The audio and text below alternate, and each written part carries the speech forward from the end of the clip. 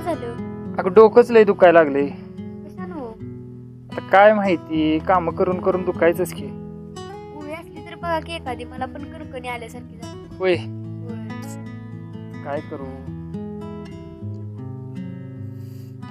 बघाय पाहिजे गोळी आहे का. पप्पा, काय डोकं दुखतंय वे? माझ्याकडे गुळी आहे, मी आणतो. अगं कशाला आणू देवे, बरं आणा. हाय माझ्याकडे, आणतो मी. चांगली गोळी आहे, थांबा जरा.